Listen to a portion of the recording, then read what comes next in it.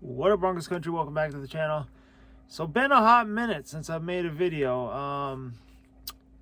I was kind of on a little hiatus, but we are back because of the game that us Bronco fans have just been blessed with. Monday Night Football against the Cleveland Browns. Broncos win 41-32. A lot to talk about. This was incredible, man. Yeah, I mean, sorry that I've not been making vids. I feel bad. I stopped around week 7 against the Saints. That's the last video I made. I kind of went ghost, like Mile High View. But it wasn't because I was embarrassed of how Denver was playing or anything. It's just I got a new job, work like 12-hour days, and I'm just so freaking exhausted all the time. But, you know, after this game tonight, not just because we won, but something's telling me just finish out the season strong, you know. The Broncos are they control their own destiny. Getting back to the playoffs. Last time we went to the playoffs was with Peyton Manning. All the pain, all the suffering. This win tonight felt different. It felt different. That's why I had to get back on here. I was actually going to wait till the bye week, make my return on here. But no, I had to talk about this win, man. This win felt different. I haven't felt this way since the Manning era. I'm not even joking. Like, I don't care if it was against the Cleveland Browns or not. This felt like a playoff game. Like, I'm gonna quote Sean Payton, what he said last week. This team last year doesn't win this game. They don't. Bo Nix threw 2 picks. Guarantee if Russell Wilson threw two picks in a game like this last year, he wouldn't recover from this. But yeah, man, super proud of how the boys played. And I want to give a shout out to Cleveland Browns fans. Your team played hard, man. They fought.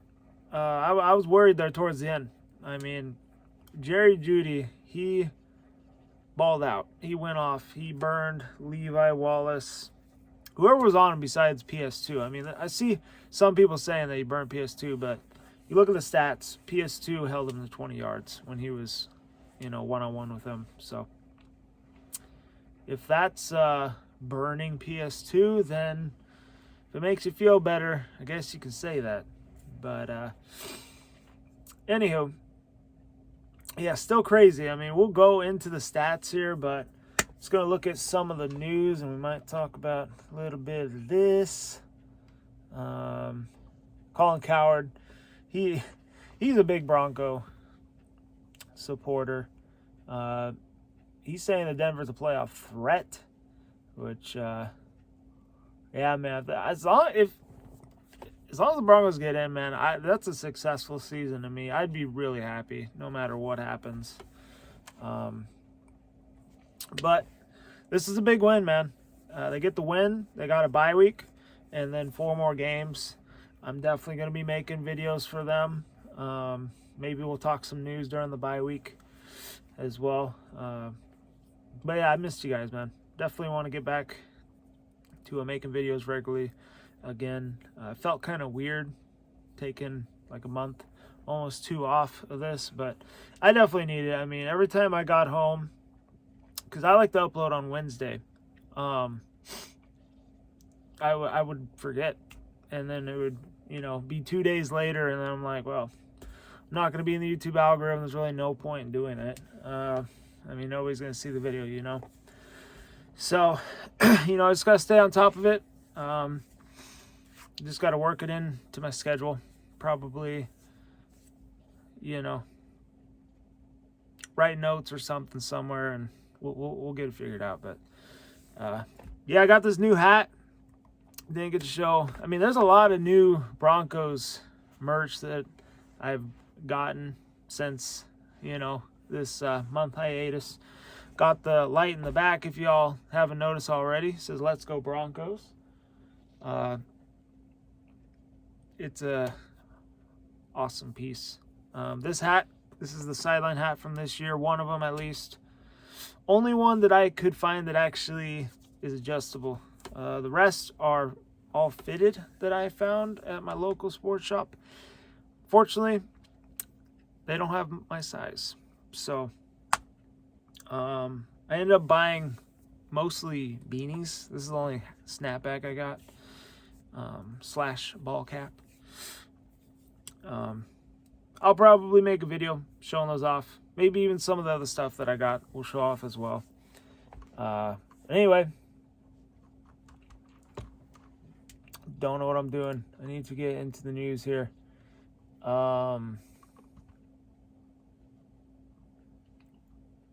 Maybe there's not much to talk about on this aspect of things. I mean, oh man, this is such a big win. This is awesome. I mean, this is a great feeling, man. Like I said, like something about this win gave me a feeling that I haven't felt since the Manning era.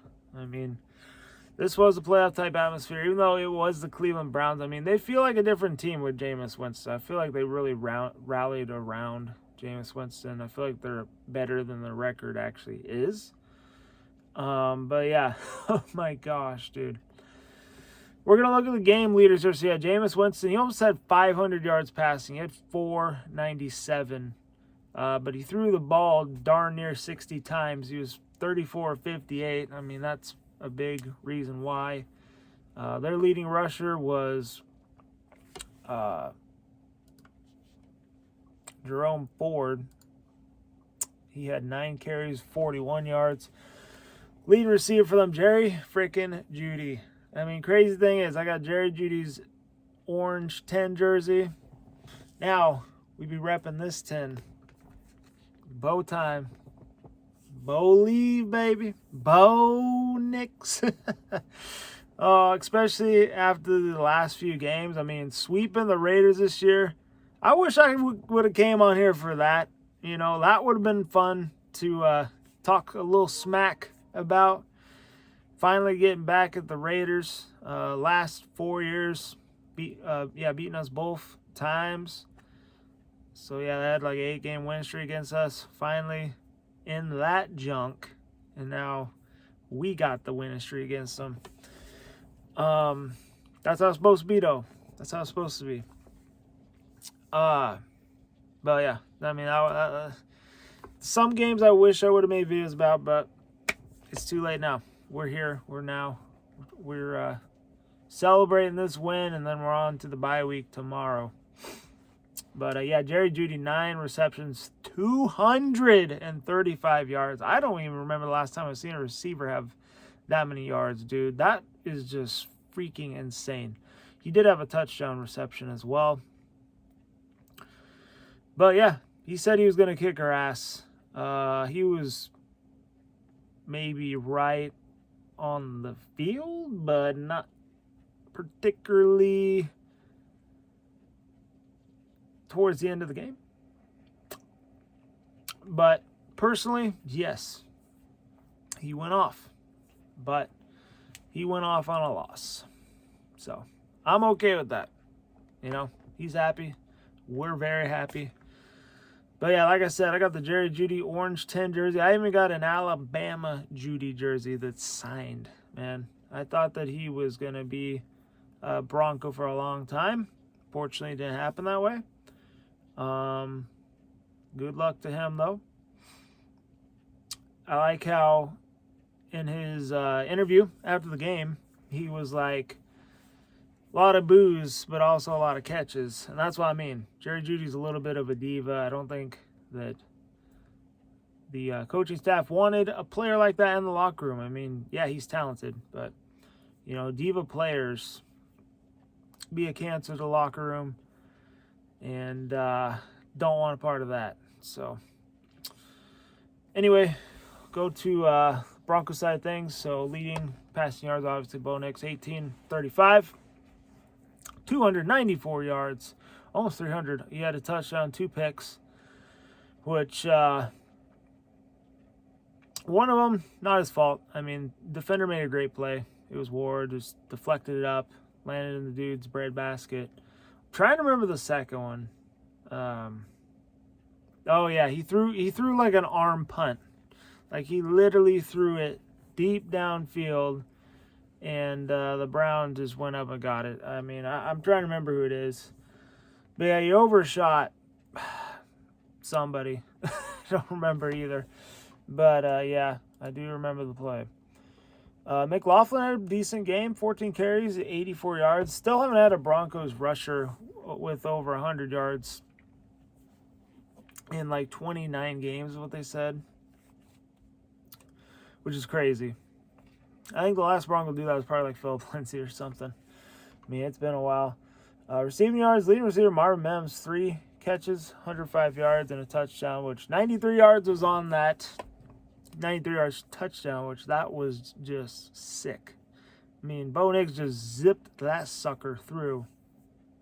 And, man, what a throw. Mims bobbled it. He brought it in, though. Took it to the house. But, yeah, let's look at the scoring summary. So, Javonte Williams, 2-yard rush, made it 7-0. 4 minutes to go in the first. And then Browns get the ball. 3 minutes later, Njoku got an 8-yard touchdown pass from Winston. That's the end of the first. Second, Hopkins, 45-yard field goal. And then Broncos go down. Michael Burton with the 1-yard rush. Makes it 14-10. And then about 3 minutes later, it's when our boy Nick Bonito with the 71-yard interception return for a touchdown. That was crazy, man. I jumped up when that happened. But yeah, Bonito, he was amazing this game. He had that, he had a sack. He's honestly like a second coming of Von Miller in some ways. He's not Von Miller, not saying that, but he does remind me of Von Miller a little bit. 13 seconds to go in the second. Unfortunately, gave up a touchdown pass to David Njoku. Made 21-17 at half. Third quarter, Marvin Mims. That's when 10 minutes remaining, just about. That's when he took that 93-yard pass to the house. Made 28-17. This is when the Browns were really kind of going back and forth with the Broncos. Felt like every time the Broncos would kind of get a lead, the Browns would come right back. That's what made it a really good game, especially for just the casual football fan watching this. I feel like this was a great game to watch. As a Broncos fan, it was stressful. I'm not going to lie. My heart's still pounding a little bit. But, I mean, it feels a lot better that we got the win, especially heading into the bye week. Feel very good right now, especially the 2-game lead in the wild card race for that final spot. Judy, that's when he got the 70-yard touchdown right after that. It was only 10 seconds after that. But yeah, that was just crazy, man. He burnt Levi Wallace. It was bad. And then made 28-25, and then Lutz made it 31-25 late in the third. Into the fourth, Nick Chubb scores a touchdown with 8 minutes to go, making it 32-31 Browns. I was getting a little worried at that point, but I was like, well, we'll see what the Broncos do here. I mean, I'm confident in Bo Nix right now. Sure enough, leads them down. Unfortunately, they get stopped 4th and 1 in the red zone, and they almost went for it, but I'm glad that they didn't. I thought it was a smart call to kick the field goal. In years previous, they would go for the damn, first down, but I'm glad they were safe. They took the field goal, and I was like, I trust the defense. And sure enough, what happens? They trust the defense as well. Jaquan McMillan gets the game-clinching pick 6. He jumped up, grabbed it, fell down. He got up, ran all the way back, wasn't touched, made it 41-32. Browns definitely made it interesting, though, final seconds of the game. They march all the way down. They get a pass interference. They're on the 2-yard line. that point, I was like, well, they scored a touchdown. We got to get this onside kick. You know, we got to secure it. But no, Cody Barton picks it off. That seals it. Jerry Jeudy runs him down and stops him. But look at the team stats here. We'll go to the player stats, and we'll wrap this up. This video's going a lot longer than I thought, but hey, man, first video back, feels good. 552 total yards for Cleveland, man. That's crazy, and they lost the game. 3 turnovers for them, 28 first downs. Denver, 400 total yards, 2 turnovers, and 19 first downs. Time possession, the Browns had 32-10, Broncos 27-50.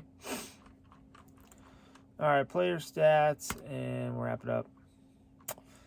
So, Chubb, we held him 9 carries, 21 yards. That's crazy. We did a good job in the run game, run defense. I think having what's my boy? Who am I thinking of here? Zach Allen. I almost said Jared Allen. Yeah, Zach Allen. It was good to have him back. He's definitely a beast up front. Elijah Moore, he was another receiver that killed us tonight. Even though, you know, we ended up getting the win. 8 receptions, 111 yards. Njoku, 9 receptions, 52 yards. One thing about the Browns, they got 0 sacks. We didn't give up a sack. O-line for the Broncos, they've been playing really well lately. Let's go to the Broncos here and then wrap it up. Yeah, other than McLaughlin, only guy to have double-digit rushing yards was Audric Estime, 3 carries, 12 yards. Cortland Sutton had 6 catches, 102 yards. So we had 2 receivers with 100-plus yards. So that's good. But, yeah, Cortland Sutton, ever since he had that 0-catch game, he's been going off. Sacks. We had 1 for Jonathan Cooper, 1 for Benito, and 1 for Jonah Elias.